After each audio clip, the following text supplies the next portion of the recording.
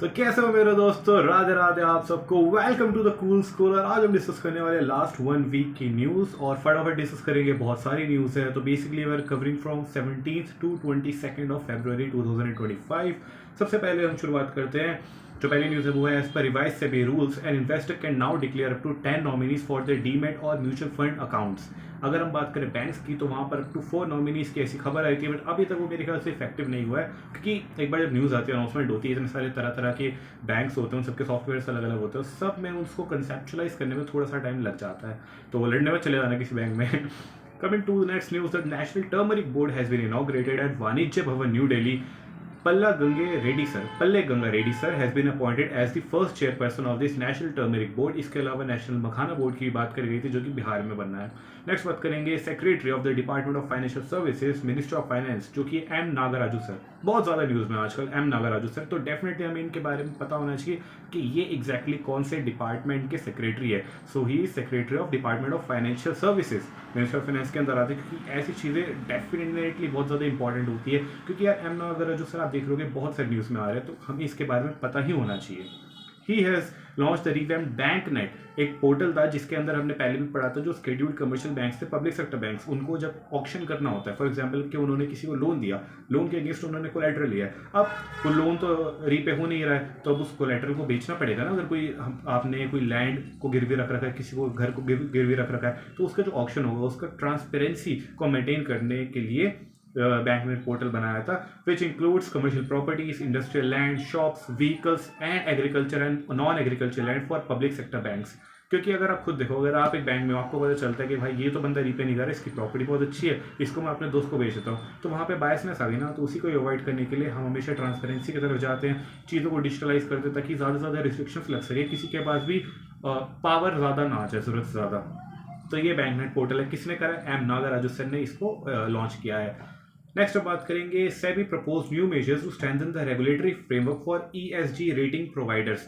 ESG rating providers हो गए economical, social and governance. तो ये बेसिकली ये फैक्टर होते हैं, कोई भी अगर कंपनी को बड़ा अपना ब्रांड बनाना है तो that has to take these things into consideration, because अब बहुत ज़्यादा लोग अवेयर होते जा रहे हैं इन सब चीज़ों के बारे में कि कोई भी चीज़ इकोनॉमिकल के साथ साथ वो सोशल भी होनी चाहिए और गवर्नेंस वाले फैक्टर भी होना चाहिए। अब अगर when we talk about social, it does not mean कि हम हमेशा बहुत ज़्यादा जो ज़रूरतमंद लोग हैं उन्हीं की तरह ही फोकस करें, but in general also. For example, इसका सबसे बढ़िया एग्जाम्पल तो आपको दिल्ली में मिल जाएगा कि no matter how rich you are, but still you have to live in that city जहाँ पर जो नॉर्मल एयर है दैट इज़ पॉल्यूटेड। तो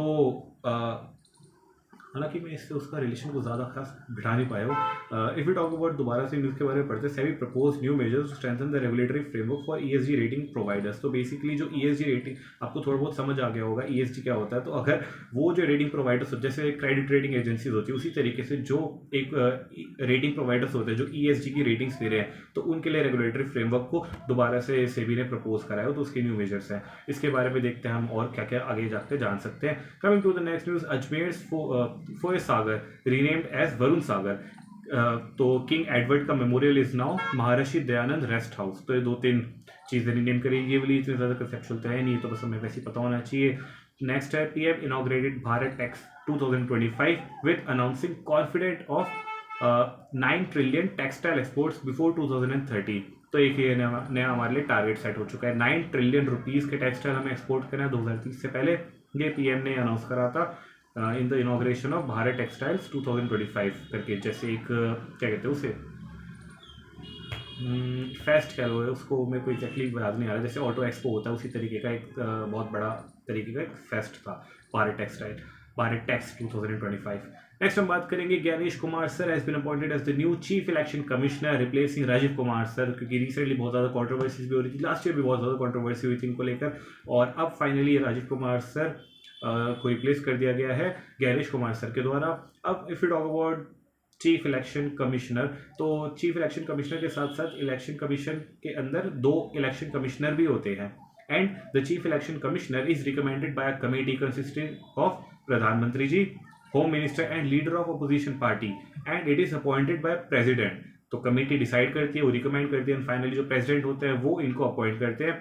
विवेक Joshi sir and Sukhbir Singh Sandhu sir are the current election commissioners. जिस तरीके से मैंने बोला था, एक चीफ होगा और उसके अंडर 2 और होंगे, ये पूरी टीम होती है इलेक्शन कमीशंस की। नेक्स्ट बात करेंगे पीएम फसल बीमा योजना 2016 में जो शुरू हुई थी, उसको पूरे हो चुके हैं 9 साल। अब अगर फसल बीमा योजना की बात करी जाए तो it is basically to provide financial assistance and support to stabilise farmers income and to ensure crop diversification, because जब आपके पास एक अच्छा खासा रिस्क जो है मिटिगेट हो चुका है, then you can move forward and try different varieties of crops, right. PM Fasal Bima की योजना करें तो फसल, क्रॉप्स, बीमा, इंश्योरेंस। अब इसके अंदर बेसिकली 3 तरीके की क्रॉप्स की बात करी जाएगी, rabi, kharif and then cash crops. तो अगर हम बात करें जाए राबी की, तो इसका जो प्रीमियम होता है 1.5% होता है। 1.5 मतलब जितने भी वैल्यू का जो क्रॉप है, अगर आप उसको इंश्योर कर रहे हो तो उस वैल्यू का 1.5% आपको एज अ प्रीमियम इसमें पे करना पड़ता है। खारिफ की बात करी जाए तो उस पर 2% है, and if you talk about cash crops तो वहाँ पे 5% प्रीमियम इसका चार्ज करना पड़ता है। And this pretty much it about this. And if you move forward then to ensure crop diversification, credit worthiness of farmers, enhance growth and competitiveness. Next is 1,163.66% increase has been witnessed in the budget of PM Fasal Bima Yojana in 7 years. तो ये बहुत important चीज़ है, because we all know कि insurance penetration India के अंदर लगभग 3 to 4% है, विच is very less despite of giving so much efforts in promoting अपना सुरक्षा बीमा योजना, देन अपना जीवन ज्योति बीमा योजना जो कि बहुत ही चीपर है हमारे इंश्योरेंसेस। अपार्ट फ्रॉम दैट, अगर फसल बीमा योजना में अगर इतना ज़्यादा हमने ऑलरेडी बजट इसका इंक्रीज कर दिया है, तो डेफिनेटली मीन्स कि इसको बहुत ज़्यादा पावरफुली इसको और भी ज़्यादा प्रमोट करा जा रहा है। And we really want to mitigate the risk of the farmers, because normally ये देखा जाता है कि जो फार्मर्स होते हैं उनके जो प्रोड्यूस जो फेल हो जाते हैं ड्यू टू मानसून और due to any other reasons, तो उनको बहुत ज़्यादा नुकसान होता है। बट अगर ये बीमा होगा तो उनका जो रिस्क है वो बहुत ज़्यादा हद तक मिटिगेट हो पाएगा। Then for timely and transparent loss assessment as well as timely settlement of admissible claims, Yes Tech has been introduced from Kharif 2023। 2023 के खारिफ सीजन में जो क्रॉप्स होती हैं तब से इंट्रोड्यूस करा गया था YES TECH, YES YES, yield estimation system. ये है येस और ये टेक है, मतलब टेक्नोलॉजी है, तो इससे यील्ड एस्टिमेट बनाया जाता है। This has been introduced. Apart from that, comprehensive coverage covers natural disasters, pest and diseases along with post harvest losses due to local risk like hailstorm and landslides. ये बहुत ज़्यादा important चीज़ है अगर इसके बारे में हमें पता चले तो, कि इट्स नॉट जस्ट अबाउट कि जब तक आपकी क्रॉप मतलब उग रही है तभी तक आपको इंश्योरेंस मिलेगा, इवन पोस्ट हार्वेस्ट आपको इंश्योरेंस कवर इसमें मिलता है अगर लैंडस्लाइड्स होती है या फिर हेलस्टॉर्म होता है तो।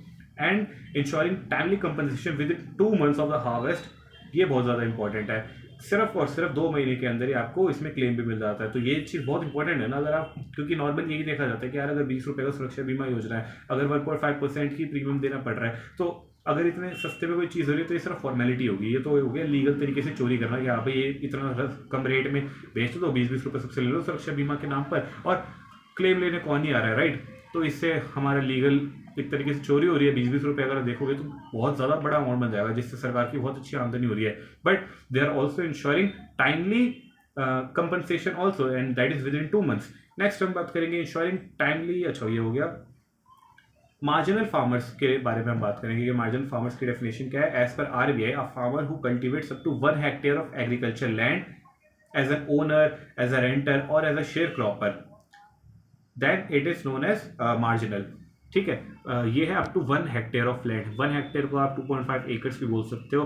Then if you talk about small farmer, then a farmer farming agriculture land of more than 1 hectare and up to 2 hectares, then it is refer to a small farmers. Again ये चीज़ बहुत ज़्यादा important है, क्योंकि ये चीज़ अगर आपसे पूछ ली जाए तो ये चीज़ में बंदा बहुत ज़्यादा कन्फ्यूज हो जाता है।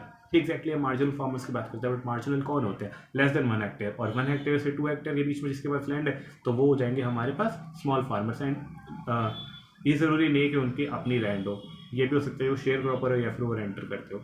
नेक्स्ट हम बात करें गवर्नमेंट अप्रूव्स पीएम अन्नदाता आय संरक्षण अभियान, जिसको शॉर्ट फॉर्म में पीएम आशा बोलते हैं। इसको एक्सटेंड कर दिया गया है 2025 से 26 तक during the 15th finance commission cycle in order to incentivise the farmers contributing to enhancement of domestic production of pulses and to reduce the dependence on imports. The government of India has allowed the procurement of tur, urad and masoor under PSS, Price Support System। ये हमने इस साल के budget के अंदर भी discuss करा था। तूर, उड़द और मसूर दाल के ऊपर ज़्यादा फोकस किया जा रहा है, जिस तरीके से हमने कुछ साल पहले किसके ऊपर करा था, क्या बोलते हैं उनको, बाजरे के ऊपर, राइट, श्री अन्न। तो उसके ऊपर जिस तरीके से हमने मिलेट्स के ऊपर ज़्यादा फोकस रखा था, अब हमारा फोकस है तूर, उड़द और मसूर दाल के ऊपर, क्योंकि सबसे ज़्यादा ये भी तो बनती है, मसूर की दाल मैंने सुना कि सबसे ज़्यादा हर जगह बनती है। नेक्स्ट हम बात करेंगे अपीडा के बारे में, agriculture and process foods products export development authority. ये चीज़ को पुष्पक सर ने बहुत ही अच्छे से एक्सप्लेन करा था, और इसके बाद कभी भी कोई डाउट ही नहीं आया कि अगर किसी भी फॉर्म में एक्सपोर्ट वर्ड आ रहा है तो वहाँ पर बेस्ड उसके अंदर एग्रीकल्चर और प्रोसेस फूड की बात करी जाएगी, तो ये भी यहाँ पर हमारी एग्रीकल्चर मिनिस्ट्री नहीं आएगी, यहाँ पर आएगा हमारी कॉमर्स मिनिस्ट्री, बिकॉज हम अल्टीमेटली एक्सपोर्ट करने की बात कर रहे हैं। तो APEDA comes under ministry of commerce. It basically facilitates first ever sea shipments of Indian pomegranates to Australia. ऐसे क्वेश्चंस भी एग्जाम में आते हैं, हालांकि ये कोई जनरल नॉलेज वाले क्वेश्चन नहीं है, मतलब पता नहीं होना चाहिए। मैं जनरल नॉलेज उसको बोलता हूँ कि यार ये तो जनरली पता होना चाहिए लोगों को, ये नहीं भी पता होगा तो चलेगा, बट क्योंकि फर्स्ट एवर शिपमेंट हो रही है इंडियन पोमोग्रेनेट्स मतलब अनार की ऑस्ट्रेलिया में, तो ये वाले क्वेश्चंस मैंने कई बार एक्सपीरियंस करे कि आ जाते हैं, तो ये भी आपको ध्यान होना चाहिए। नेक्स्ट हम बात करेंगे, India propose to host the ITU plenipotentiary conference 2030। इसका मैंने न्यूज़ पढ़ी थी तो मैंने इसका मीनिंग सर्च तो करा था, बट मैं भूल गया, तो एक बार दोबारा से देखते हैं कि ये प्लेनिपोटेंशियरी जो है इसका मीनिंग क्या होता है। Person specially a diplomat invested with the full power of independent action on behalf of their government. तो ITU जो इंटरनेशनल टेलीकम्युनिकेशन यूनियन है, मेरे ख्याल से एक बार ये भी देख लेते हैं। तो बेसिकली ये इंडिया के अंदर होने वाले 2030 में इसकी ऑलरेडी हमारी जो है क्या कहते हैं उसे बुकिंग हो चुकी है। तो यस, ये टेलीकॉम वाली न्यूज़ थी। तो इसके अंदर बेसिकली प्लेनिपोटेंशियरी होगी कि इसमें जो जो कंट्रीज़ के रिप्रेजेंटेटिव आएंगे तो उनके पास पूरी पावर होगी कि वो इसमें अपने आप डिसीजन ले पाए। तो ये वर्ड मुझे बड़ा अच्छा लगा, प्लेनिपोटेंशियरी, नया वर्ड सीखने को मिलता है हमें डेली कुछ ना कुछ। Next news is that Nirmala Sitharaman ma'am launch the mutual credit guarantee for facilitating loans up to 100 crores to MSME for the purchase of machinery and equipment without collateral, which is very very interesting. 100 crore तक का loan without collateral and that too for purchasing machineries. तो ये बहुत ज़्यादा important बन जाती है news. If you talk about the classification under this particular scheme, then loans up to 50 crore जो कि 8 साल की रीपेमेंट के लिए होगा, 2 साल का मोरेटोरियम होगा। मोरेटोरियम मतलब कि आपने लोन ले लिया है, तो इट डजेंट मीन कि आज आपने 100 करोड़ का लोन ले लिया है तो आप कल से या फिर अगले महीने से हमें उसकी EMI देने लग जाओ। मोरेटोरियम पीरियड होता है। फॉर एग्जांपल कि आपने एजुकेशन लोन लिया है, आप जा रहे हो IIT में पढ़ने, आप जा रहे हो IIM अहमदाबाद में पढ़ने, उनकी फीस होती है 20-30 लाख रुपए। तो वहाँ पर अगर आप पढ़ने जा रहे हो तो आप लोन लोगे।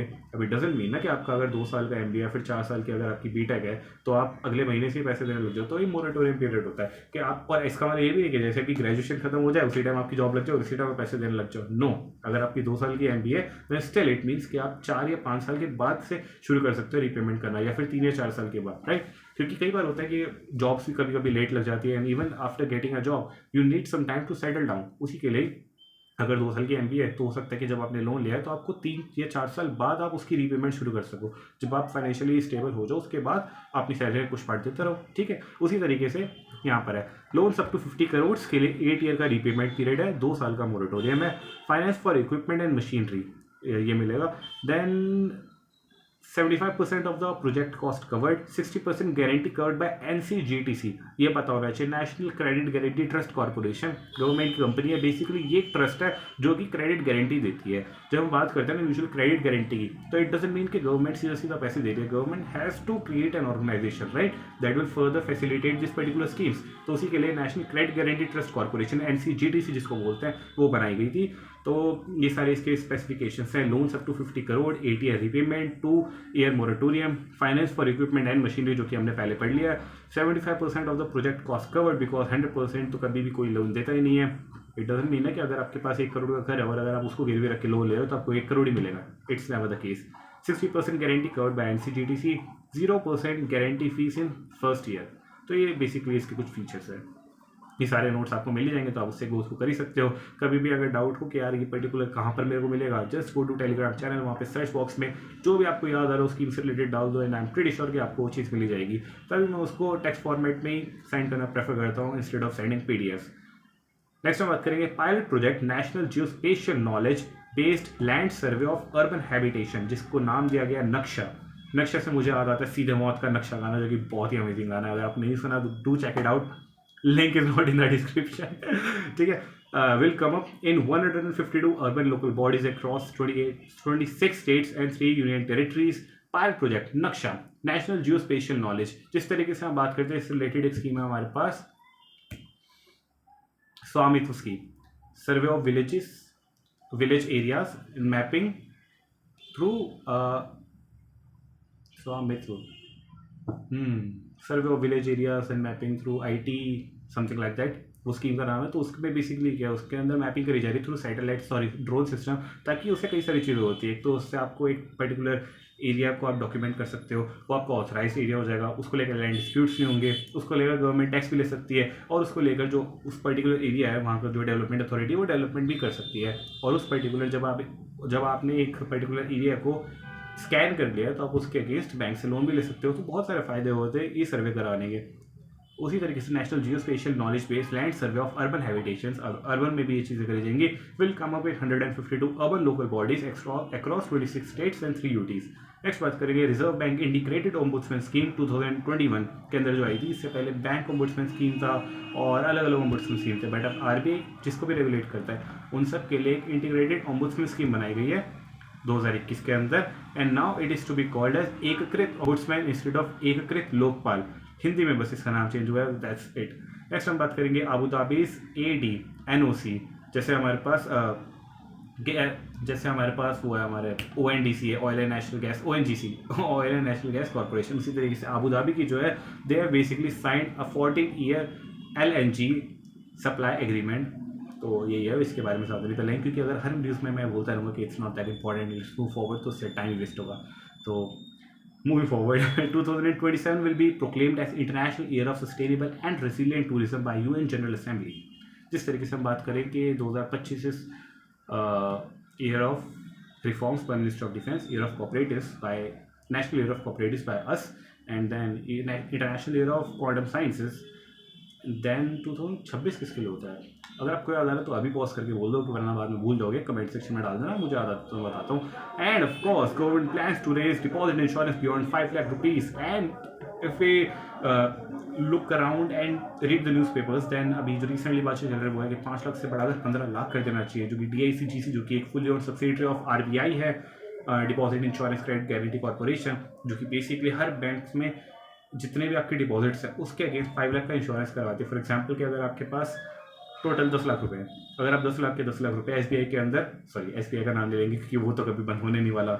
इफ़ यू टॉक अबाउट कोई और बैंक, उसके अंदर अगर डिपॉजिट करते हो 10 लाख रुपए, और अगर वो कल को बैंक बंद हो जाता है तो आपको सिर्फ 5 लाख रुपए मिलेंगे। बट अगर आपने 5 लाख रुपए बैंक A और बाकी 5 लाख रुपए बैंक B में जमा कर रखे और दोनों के दोनों अगर उड़ गए तो आपको दोनों से 5-5 लाख रुपए मिल जाएंगे। ये बेसिकली DICGC करता है। लेकिन अगर आप कभी भी इंश्योरेंस की बात करते हैं, एक तरीके का इंश्योरेंस सेवा, कभी भी अगर आप इंश्योरेंस की बात करते हैं तो कभी भी वो बिना प्रीमियम के नहीं मिलता है। अगर आप किसी कंपनी में काम करते हो और वहाँ पर आपका कंपनी जो है, आपका जो एम्प्लॉयर है वो आपका इंश्योरेंस करवा रहा है, तो वो आपकी सैलरी से ज़रूर एक प्रीमियम डिडक्ट करते ही हैं।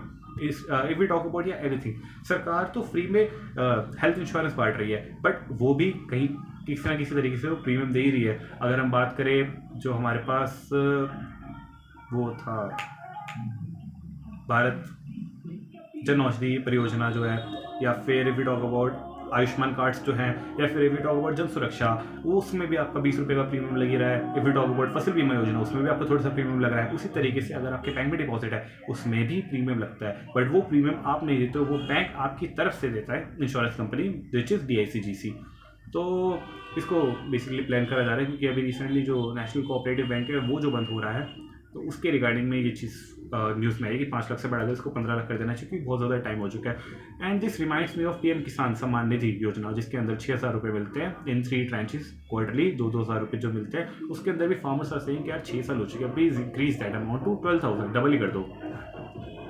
अब मेरे ख्याल से आपको पीछे थोड़ा म्यूजिक आ रहा होगा, एक्चुअली हाईवे में है ना, तो काफ़ी ज़्यादा ओवर एंथुजियास्ट लोग निकलते हैं गाना वाना बजा के। Then we talk about former CGM Shrikant sir has been appointed as the administrator of New India Cooperative Bank by the RBI। तो जिस तरीके से अभी हम बात कर रहे थे इसकी, और इसकी बातें आ गई है, तो यहाँ पे जो SBI के श्रीकांत सर है उनको अपॉइंट किए गए। वैसे तो RBI जो है वो खुद भी अपना एक जो ऑफिसर है उसको हर एक बैंक के बोर्ड में रखते हैं टू सी कि what exactly is going wrong और what exactly is going right, कोई चीज़ गलत हो तो नहीं रही है। यहाँ पर उन्होंने SBI के श्रीकांत सर को अपॉइंट किया गया है। नेक्स्ट में बात करेंगे, and Chandrashekhar sir has been conferred with the most excellent order of British Empire in bracket civil order. Next हम बात करेंगे इंडिया कतार की अभी मीटिंग हुई थी तो उसके कुछ पॉइंट डिस्कस कर लेते हैं। तो basically they have agreed on the establishment of British strategic partnership. They have revised agreement for the double taxation and prevention of physical evasion with respect to taxes on income. कई बार क्या होता है जो कुछ कंट्रीज होती है वहाँ पे टैक्सेस बहुत डिफरेंट होते हैं। इंडिया में बहुत टैक्सेस जो है बहुत ज़्यादा डिफरेंट है। तो और वैसे भी इंडिया के अंदर जो टैक्सेस है कॉर्पोरेशन टैक्स अगर बात करी जाए तो बहुत ज़्यादा हाई है, जिसकी वजह से बहुत सारी countries they avoid setting up their plans in India. तो इसलिए कुछ कंपनीज होती है वो बाहर के देशों में ही अपने ऑफिस खोल लेती है और फिर वो वहाँ पे टैक्स दे देती है जहाँ पे कम टैक्स है। और बेसिकली डबल टैक्सेशन का जो पूरा ये कंसेप्ट है कि बेसिकली बोलते हैं कि अगर कोई कंपनी है जो कि एक कंट्री में भी ऑपरेट कर रही है और दूसरी कंट्री में भी ऑपरेट कर रही है, तो अगर वो वहाँ पे टैक्स दे रही है बट क्योंकि वो इस कंट्री की कंपनी है तो यहाँ पर उसको टैक्स देने की जरूरत नहीं है, मतलब डबल टैक्स देने की जरूरत नहीं है to prevent companies from paying more than they should. तो ये कंसेप्ट आता है कि डबल टैक्सिंग नहीं देना, बट इसका कुछ कंपनीज फायदा उठाती है। पूरा का पूरा वो बिजनेस जो है वो एक कंट्री में रखती है लेकिन अपना एक ऑफिस वो दूसरी कंट्री में ओपन कर देती है ताकि वो वहाँ पर टैक्स दे दे और उसको ज़्यादा टैक्स भी ना देना पड़े, प्लस वो यहाँ पर इस वाली कंट्री को बता दे कि देखो हमने तो वहाँ पे टैक्स दे दिया तो हम आपकी कंट्री में नहीं देंगे। तो इससे क्या हो रहा है, टैक्स की चोरी हो रही है दोनों कंट्रीज के लिए। तो इसको बोलता है फिस्कल एविएशन। तो इसको प्रिवेंट करने के लिए बेसिकली एग्रीमेंट हुआ है। नेक्स्ट हम बात करें memorandum of understanding between ministry of finance and ministry of finance of कतार on financial and economical collaboration, जिसके अंदर हम देख सकते हैं कि जो हमारे यूपीआई है या फिर जो भी हमारी अच्छी टेक्नोलॉजी है जिसके थ्रू हम डिजिटल पेमेंट्स करते हैं उसका हम इंटीग्रेशन एक्सपेक्ट कर सकते हैं। Then MOU on cooperation in field of youth and sports, और क्योंकि बहुत सारे हमारे वैसे भी लोग दुनिया के हर कोने में तो हैं जवान लोग हैं तो यूथ स्पोर्ट्स में हो सकता है। MOU for cooperation in the field of documents and archives, MOU between invest India and invest कतार, एमओयू बिटवीन, अच्छा इन्वेस्ट इंडिया से मेरे को याद आया कि इन्वेस्ट इंडिया बेसिकली एक इस तरीके का इनिशिएटिव कह लो या कॉर्पोरेशन कह लो which basically promotes the concept of investing in India. कभी भी अगर कोई इंटरनेशनल ऑर्गेनाइजेशन की मीटिंग्स वगैरह होती है, अगर कोई भी अगर इवेंट होता है तो वहाँ पर आपको इन्वेस्ट इंडिया के पोस्टर्स जरूर मिलेंगे। तो बेसिकली वो एक तरीके का एडवर्टीजमेंट होती है that you should invest in India. तो ये एक अलग ही इन्होंने एक तरीके का स्पेशल पर्पस व्हीकल ही बना रखा है गवर्नमेंट ऑफ इंडिया ने। Then MOU between Confederation of Indian Industry and Qatari Business Association. That's pretty much it. Next we talk about celebrating a decade of soil health card. Soil health card को 10 साल हो चुके हैं और इसके लिए हम बहुत ज़्यादा ज़रूरी बन जाते हैं कि हमें इसके बारे में पता होना चाहिए। To promote soil test based nutrient management across the country, strengthen the functioning of soil testing labs and associated infrastructure, capacity building of district and state level staff for promotion of nutrient management practices, to diagnose soil fertility related constraints with standardized procedures and analyze and design fertilizer recommendation, to issue soil health cards to all the farmers across the country contains status of the soil with respect to 12 parameters, namely NPKs, which are macronutrients, and zinc, ferrum, copper, MN क्या होता है मेरे को नहीं पता, NBO micro nutrients. तो basically इसके बहुत ज़्यादा कॉम्पोजिशन है और मेरे को लगता है इतना डेप्थ में तो नहीं जाना चाहिए, but basically we should know कि सॉइल हेल्थ कार्ड्स करते क्या है। Basically they provide free affordable access to soil test, provide farmers with timely and accurate soil analysis results, facilitate customized soil nutrient recommendation based on test results, enable farmers to optimize their fertilizer use and minimize input cost and avoid under or over application of fertilizer। तो यहाँ से आपको समझ आ गया कि एक soil है, हमें उसके बारे में उसका रिपोर्ट कार्ड बनानी है, वो कितनी फर्टाइल है, वो कितनी हेल्दी है, उसमें कितना ज़्यादा फर्टिलाइजर डालना चाहिए, कितना ज़्यादा नहीं डालना चाहिए। और this pretty much it, right. 53 lakh cards as of 2024 and 25 were issued to farmers. 8,272 soil testing labs are currently there in our India. तो हमारा गोल है कि जितने भी करोड़ में फार्मर्स हैं सभी के पास सॉइल हेल्थ कार्ड्स हो, क्योंकि उससे उनका इनपुट कॉस्ट ही बचेगा। क्योंकि जब उनको पता ही नहीं होगा तो वो कभी कभी या तो अगर कम यूज़ करेंगे फर्टिलाइजर्स को तो उतना बढ़िया हार्वेस्ट नहीं मिल पाएगा, उतना बढ़िया प्रोडक्ट नहीं मिल पाएगा, और अगर ज़्यादा कर देंगे तो वो भी तो बेकारी चीज़ है। तो एक सॉइल हेल्थ कार्ड होना चाहिए जो कि फ्री और अफोर्डेबल है, जिससे सॉइल टेस्ट होगा, रिजल्ट मिलेगा, उसी के अगर तरीके से आप अगर खेती करेंगे तो डेफिनेटली बढ़िया रिजल्ट आएंगे ही। नेक्स्ट हम बात करेंगे ministry of statistics and programme implementation has released periodic labour force survey, जो ये क्वार्टरली आता है। तो इसके अंदर बेसिकली हम बात करेंगे labour force participation rate, basically all those people who are in the age of 15 and above, and मेरे ख्याल से इसको 60 ईयर्स तक होता है। लेकिन मैंने जब इसके बारे में पढ़ा पीआईबी में तो मुझे नहीं पर भी उसका क्या कहते हैं उसे अपर लिमिट नहीं मिली कि 60 एज तक ही है। तो 15 एंड अबव की हम बात करेंगे तो दैट इज़ 50.4%। इसका मतलब है कि क्या 50 ईयर से कम वाले जो बच्चे हैं, सिर्फ 0 से 15 साल वाले, क्या वो 50% हैं? क्योंकि बाकी अगर 50% है तो। नेक्स्ट हम बात करेंगे वर्कफोर्स पार्टिसिपेशन रेट, कि इतने से कौन लोग हैं जो एक्चुअली वर्कफोर्स का पार्ट है। तो in urban areas if we talk about persons of age 15 years and above, then it is just 47.2%। ठीक है, तो मतलब 50% ज़्यादा लोग जो हैं वो नहीं काम कर रहे हैं। और अनएम्प्लॉयमेंट से ज़्यादा तो मुझे लगता है अंडर एम्प्लॉयमेंट इशू है। और फिर आ जाती है बात जो कि कहीं हद तक सही भी है, but people don't want to, it's like यार, you might get a job right now, right, but you don't want to do that job because you know that it's not that paying according to my level। तो ego वाली बात भी नहीं है, but यार ये भी तो बात है कि इससे बेटर तो आप घर ही बैठ जाओ, राइट। तो under employment is the issue. Unemployment उतना बड़ा इशू नहीं है, अंडर एम्प्लॉयमेंट हो रहा है, इस वजह से अनएम्प्लॉयमेंट हो रहा है, मैं ऐसा कहूँगा। तो unemployment rate in urban areas among persons of age 15 years and above is 6.4%। If we talk about the labor force participation rate of female, then it's 25.5%, and unemployment rate among female is 8.1%। ये थोड़ा सा reduce भी हो गया है। ये numbers आप एक बार गो थ्रू कर लेना अगेन टेलीग्राम के चैनल से, क्योंकि ये चीज़ इंपॉर्टेंट है। नेक्स्ट हम बात करेंगे, या फिर इतना ज़्यादा भी इंपॉर्टेंट नहीं है, मैं बताता हूँ कि इसमें सबसे इंपॉर्टेंट चीज़ जो है सोशल एंगल में देखेंगे इसको। फीमेल का आप नंबर याद कर लो, unemployment rate of female is 8% and labour force participation rate of female is 25.5%। इतना आपको एक रफ आइडिया होना चाहिए, अगर कोई भी आपसे कभी भी कहीं पर भी पूछ ले तो रफ आइडिया होता है। एक्चुअल में कोई भी इतना ज़्यादा इंटरेस्टेड नहीं होता कि आपको एक एग्जैक्ट नंबर पता होना चाहिए, but just like insurance penetration, अगर मैं आपसे पूछूँ इफ़ यू से कि यार वो तो बहुत लोग, हर इंसान इंश्योरेंस लेता ही है, होगा 20-25% तो होगा, but it's not actually the case. अगर आप 5-6 भी बोलोगे then I pretty much be convinced कि हाँ आपको थोड़ा बहुत आइडिया है, because it's actually 3 to 4%।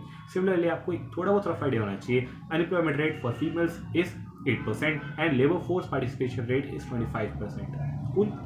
Next हम बात करेंगे TRIFED and Tea Trunk sign MOU to boost tribal economy. TRIFED की बात करेंगे तो tribal cooperative market development federation of India, इस तरीके की इसकी फुल फॉर्म होती है। बेसिकली ट्राइबल कम्युनिटी की जो मार्केटिंग उन्हीं को ही मार्केट करना है बेसिकली, क्योंकि वो जो प्रोडक्ट बनाते हैं, वो जो डेवलपमेंट कर रहे हैं, उनके डेवलपमेंट को ग्लोबल स्केल पर एक पहचान मिले, इसलिए वहाँ पर डेवलपमेंट के लिए नेशनली तो मिले, साथ साथ इंटरनेशनली भी मिले, इसके लिए जो ऑर्गेनाइजेशन है ये काम करती है। नेक्स्ट हम बात करेंगे doctor Mansukh Mandaviya sir and Maharashtra CM Devendra Fadnavis sir to lead Jai Shivaji Jai Bharat Padyatra from Pune with over 20,000 my Bharat youth volunteers. This is basically covered, ताकि माय भारत वॉलंटियर्स के बारे में थोड़ी सी बात करी जाए। My Bharat volunteers was a concept started recently, जिसके अंदर बेसिकली जो भी लोग हैं, जो कि यूथ हैं, उनको टारगेट किया जाता है। अगर वो किसी भी तरीके से गवर्नमेंट से जुड़ना चाहते हैं, फिर गवर्नमेंट अगर यूथ की इन्वॉल्वमेंट चाहते हैं किसी भी प्रोग्राम में, तो माय भारत वॉलंटियर को उठा सकते हैं। नेक्स्ट बात करेंगे एडाई के बारे में।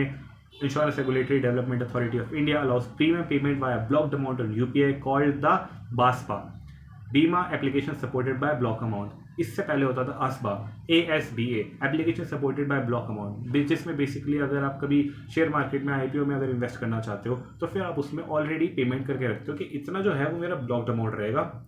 जैसे ही शेयर्स आए उसी टाइम में वो ब्लॉक्ड अमाउंट से पैसे परचेज कर लिए जाए वो शेयर्स। तो application we are applying to buy that particular amount of shares and that application is supported by a blocked amount, कि इतना अमाउंट मैंने अलग से पे कर रखा है। तो सिमिलरली यहाँ पर भी बीमा application supported bye blocked amount है, जिसमें बेसिकली प्रीमियम आप पे कर सकते हो। नेक्स्ट हम बात करेंगे insurance regulatory development authority of India unveils बीमा ट्राइनिटी प्लान, ट्रिनिटी सॉरी। तो इसके अंदर 3 हम, ये बहुत पुरानी चीज़ है, हम ऑलरेडी इसके बारे में करीब 10 बार पढ़ चुके होंगे। बीमा सुगम, बीमा विस्तार एंड बीमा वाहक। बीमा सुगम की बात करी जाए, a unified digital market place for selling, servicing and claiming the insurance policy across insurance. जिस तरीके से पॉलिसी बता रहा है, but that's just for selling, यहाँ पर सर्विसिंग भी करवा सकते हो and you can even claim. Next हम बात करेंगे बीमा विस्तार के बारे में। ऐसे हो सकता है पॉलिसी बाजार पे करता हो, but I am not a customer so I don't know. Next बात करेंगे बीमा विस्तार के बारे में। A first of its kind composite insurance product covering life, accident, property and hospitalisation. This is very important for you to know and to learn and to understand कि एक ऐसा product बना है जिसकी ये सारी चीज़ें कवर हो रही है, life, accident, property and hospitalisation. तो ये जो है ऑलरेडी मार्केट में भी प्रोडक्ट होंगे, बट ये बहुत ज़्यादा एक इंपॉर्टेंट चीज़ बन जाती है, इसके बारे में पता होना चाहिए। बेसिकली इन तीनों के बारे में डिफ्रेंसिएशन ही पता होना चाहिए। नेक्स्ट बीमा वाहक। वाहक से क्या पता चलता है? वाहक I guess is Hindi word for vehicle. तो उसी तरीके से ऑन द व्हील्स अगर इंश्योरेंस को लाया जाए तो ऑन द व्हील्स तो नहीं बट ऑन द फीट ला सकते हैं through women centric localised insurance distribution model to boost insurance penetration. जिस तरीके से एक हमारा LIC का भी एक रिसेंटली कुछ चालू हुआ था, मुझे नाम याद नहीं आ रहा, बट उसी में विमेन को स्टाइपेंड मिलता है एंड विमेन एजेंट्स बनते हैं LIC के through and minimum qualification is like 10th पास। तो उनको जो that basically concept was inspired from बीमा वाहक ऑफ एडाई। तो ये 3 चीज़ें आपको पता होनी चाहिए, बीमा विस्तार, बीमा वाहक एंड बीमा सुगम। बीमा सुगम is a market place and बीमा विस्तार इज बेसिकली एक प्रोडक्ट है जिसके अंदर आपके life, accident, hospitalisation and property insurance इकट्ठे हो रहा है। और बीमा वाहक तो नाम से पता चल रहा है। अच्छा, विस्तार भी आपको नाम से पता चल रहा है कि विस्तार है ना, एक तरीके का भंडार है, इसमें सब कुछ ही मिल जाएगा। नेक्स्ट हम बात करेंगे LIC launch marketing tech platform under project dive set to redefine customer engagement. Marketing tech इन्होंने लॉन्च करा जिस प्रोजेक्ट का नाम है डाइव। तो मार्केटिंग की जरूरत तो नहीं है but good to know. Next बात करेंगे AI programme has been launched by centre to empower 1 lakh young innovators with MOSDE ministry of skill development and entrepreneurship and national skill development corporation with Intel के साथ इन दोनों ने collaboration करा जिसमें 1 lakh innovators को train किया जाएगा। नेक्स्ट बात करेंगे first ever regional dialogue on social justice on 24th and 25th February will be held at Bharat Mandapam with keynote by Gilbert F Houngbo, director general of the ILO। And ILO अगर involve है तभी ये important news बन जाती है, international labour organisation की बात करी जाएगी। तो इसके जो डायरेक्टर जनरल है गिलबर्ट एफ हुंगबो, इनके साथ ही होने वाला है first ever regional dialogue on social justice. Next बात करेंगे PD Singh sir will be the new CEO of Standard Chartered Bank के CEO भी रिसेंटली चेंज हो गए, PD सिंह सर है। इससे पहले कोई दारू वाले थे, उनका सरनेम था दारू वाला, तो वो रिप्लेस हुए। नेक्स्ट बात करेंगे the inaugural Olympic esports game will be held in 2027 in Saudi Arabia. Definitely we should know about Olympic games and esports की बात करी जाएंगी। ई स्पोर्ट्स मतलब जो वीडियो गेम्स होती हैं, याद आएगी पुराने दिनों की ई स्पोर्ट्स, क्रिकेट 2007 करके गेम होती थी, इफ यू नो। नेक्स्ट बात करेंगे world day of social justice was celebrated on 20th of February जिसकी थीम थी India's commitment to equity and inclusion.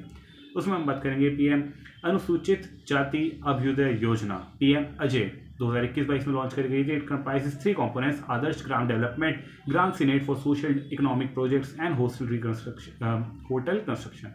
Next हम बात करेंगे scheme for residential education for students in high school in targeted areas जिसकी short form है श्रेष्ठ, that aims to bridge service gaps in scheduled caste dominant areas by supporting grants in aid institution and high quality residential school। जिस तरीके से हमारे पास एक और scheme थी, मुझे याद नहीं आ रही, that was for tribal nest करके थी, national education school for tribal people या ट्राइबल कास्ट नेस्ट करके था कुछ।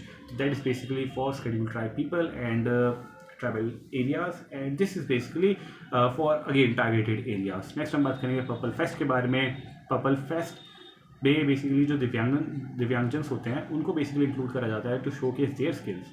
नेक्स्ट हम बात करेंगे national action for mechanised sanitation ecosystem Namaste scheme के बारे में। 2023-24 के अंदर ये लॉन्च हुई गई थी जिसके अंदर बेसिकली जो हमारे पॉट होल्स होते हैं या फिर जो हमारे ड्रेनेज सिस्टम के जो होल्स होते हैं उनको क्लीन करने के लिए किसी भी ह्यूमन को इंटरवीन ना करना पड़े और वो मैकेनाइज्ड तरीके से हो सके, इसके लिए होती है। नेक्स्ट बात करेंगे support for marginalised individuals for livelihood and enterprise SMILE scheme की बात करेंगे।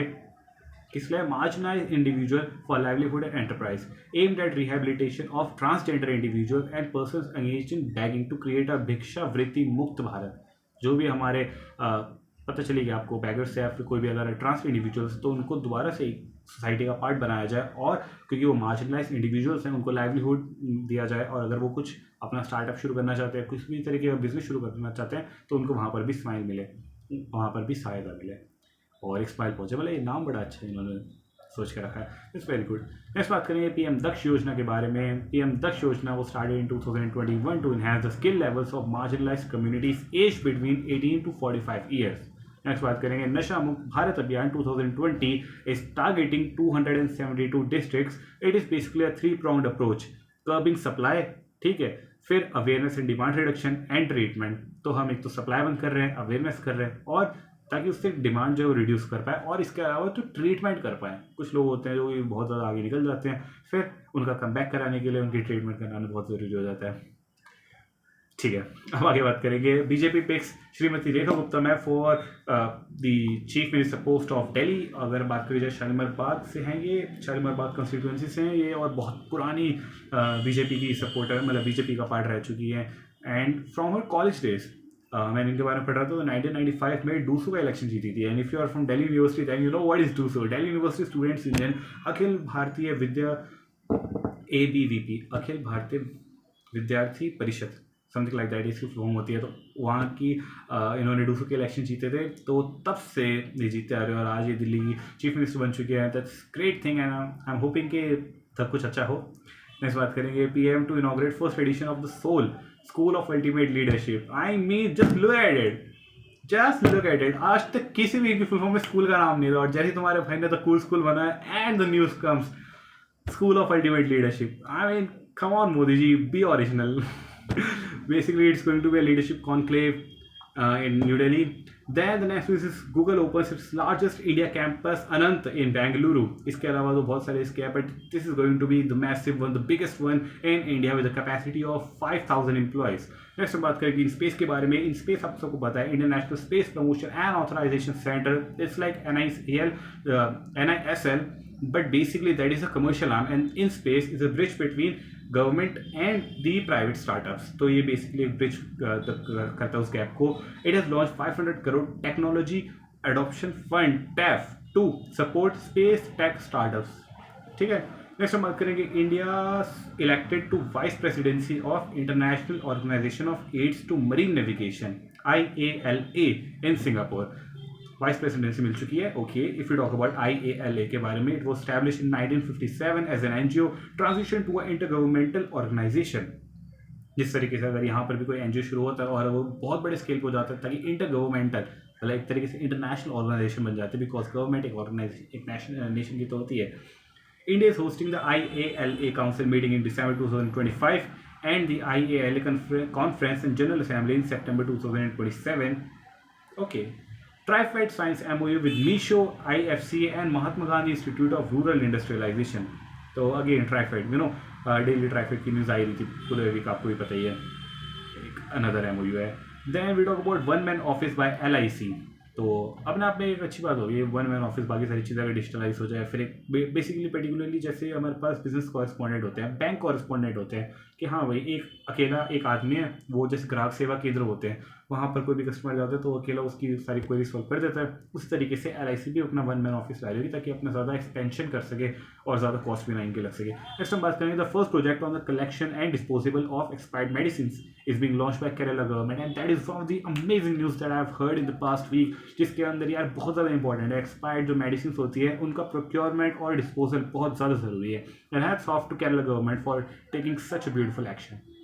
नेक्स्ट हम बात करेंगे, ओके 37 मिनट्स हो गए, इट्स फाइन, बट हाँ थोड़ी और भी बात करेंगे लास्ट में। अभी हम बात करेंगे launch 2020 production link incentive aims to boost domestic manufacturing starting with mobile and allied components, electric components and medical devices. Both domestic and foreign companies are eligible for financial incentives based on a percentage of their incremental sales over a period of 5 years.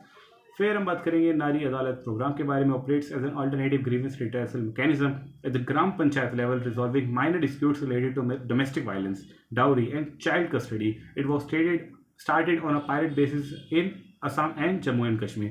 Very important thing. Next बात करेंगे ज्ञान Bharatam mission के बारे में। Ministry of culture basically इसको देख रेख करेगी। इसकी aims to survey, document and conserve India's manuscript heritage, targeting over 1 crore manuscript house in various institution and private collections. कुछ ज़्यादा समझाने वाला है, इसलिए मैं सीधा सीधा पढ़ रहा हूँ। Article 279A of the Indian Constitution gives power to the President of India to constitute a joint forum of center and states called the GST Council.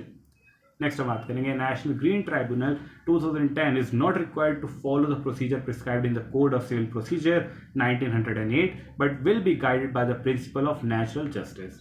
Next we will talk about FDI. It is regulated by the host country regulation and can be restricted or incentivized based on national interest. Then PM internship scheme के बारे में बात कर लेते हैं थोड़ी सी। इसका round 2 शुरू होने वाला है और इसके अंदर 1 lakh internship across 730 districts from 400 companies for youth aged between 21 and 24. Not enrolled in full time studies और एम्प्लॉयमेंट, उनको ये प्रोवाइड की जाएगी during duration will 12 months and at least 6 months of experience यहाँ पे मिलेगा. Then 6,000 interns in ONGC for offshore and drilling jobs. तो ONGC जो है ये अपने तरीके से अप्लाई मतलब ऑफर कर रहा है इंटर्नशिप. इसके अलावा 2024 में शुरू करी गई थी 500 कंपनीज के अंदर 1 करोड़ यूथ को इन दी 5 years इंटर्नशिप प्रोवाइड करने का प्लान है इनका.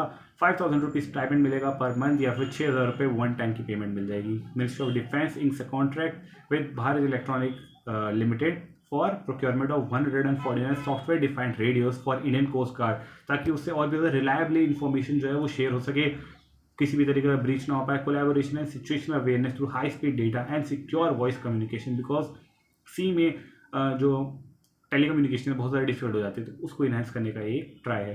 नेक्स्ट हम बात करेंगे union health ministry launches intensified special NCD non communicable screening drive to ensure 100% coverage of all individuals aged between 30 years and above for diabetes, hypertension and 3 common cancers, oral, breast and cervical cancer across Ayushman Arogya Mandirs through Ashas. Next हम बात करेंगे civil aviation minister Ram Mohan Naidu sir launches digital licence for pilots. Second country globally is India to implement EPL जो कि electronic pilot licence है after international civil aviation organisation's approval. Then we talk about V. Anand Nageshwaran sir's term as Chief Economic Advisor has been extended by 2 years and 2022 में इनकी appointment हुई थी. इसके अलावा अभी रिसेंटली हमने देखा शक्तिकांत दास सर जो है उनको second principal secretary to the prime minister बना दिया गया. The first was PK Mishra sir. And NITI Aayog CEO BVR Subramaniam sir also gets 1 year extension. Professor Sabyacha Sachikar has been appointed as the new director of Institute of Economic Growth, and I guess this is in Delhi because मैंने Delhi University में मेरे को लग रहा है मैंने देखा हुआ है. If we talk about Institute of Economic Growth, then the president is NK Singh sir, जो कि हमारे 15th नेशनल कमिश्नर जो फाइनेंस कमीशन थे उसके हेड हैं. अपार्ट फ्रॉम दैट ये शायद न्यू डेवलपमेंट बैंक के भी हेड है एंड ICICI में भी थे पहले. Chairperson is Professor Ramesh Chand sir and it was established in 1952. Then we talk about Kash Patel.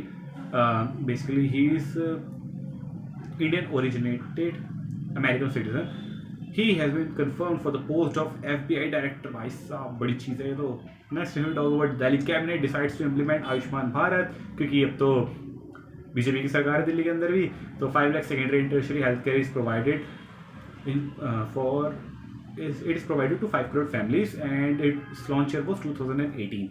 Then we talk about the next news. India to become a high income country with GDP of 23 and 25 trillion dollars by 2047. Bain and Company and NASSCOM ने ये news दी है. Nearly 200 million individuals expected to enter the workforce in the coming decades. अब अगर बात करी जाए recently GDP की क्या प्रेडिक्शन है, तो RBI बोलते हैं 6.6% से ग्रो करेगा ये वाला financial year. Next financial year करेगा 6.7% से ग्रो. एंड NSO की बात करी जाए तो 6.4% से ये वाला साल ग्रो करेगा.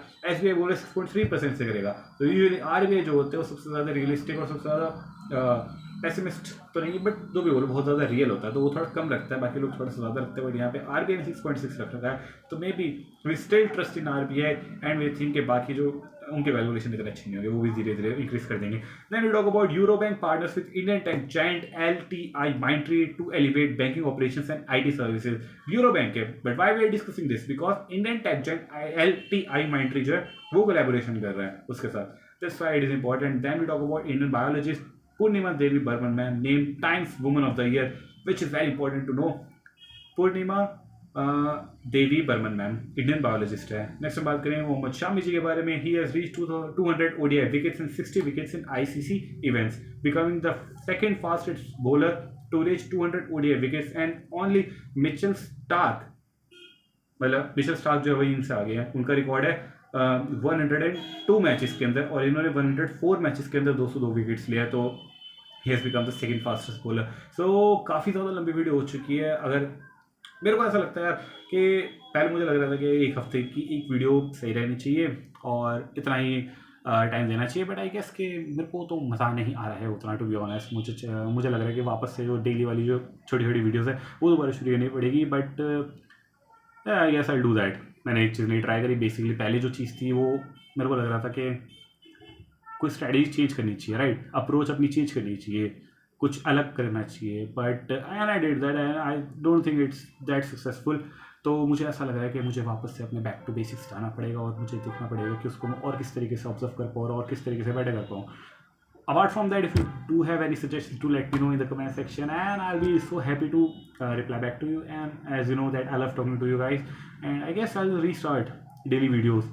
बाकी आप बताओ आपको क्या कहना है। और रिसेंटली हमारा बहुत अच्छा अभी हाल चल रहे हैं with regards to the attempts that people have given in the recent exams and their interviews as well. So if you want to know कि किस तरीके से और भी ज़्यादा अच्छे तरीके से, अगर आपको लग रहा है आप अकेले हो, basically the whole point of making the cool school was to give you guys a family जहाँ पर आप जब बहुत ज़्यादा पक जाओ, जब बहुत ज़्यादा अकेले पढ़ के अक जाओ, तो कोई हो जिसके साथ आप बात करो तो आपको अच्छा लगे और वहाँ पे सारी कंस्ट्रक्टिव बातें ही होती हैं, ठीक है, फालतू की बातें नहीं होती है। तो एक बार ज़रा आना ज़रूर द कूल स्कूल पे, और फिर आपको मज़ा आया तो वहीं रह जाना बस। मिलेंगे बहुत जल्दी, तब तक के लिए I am proud of you.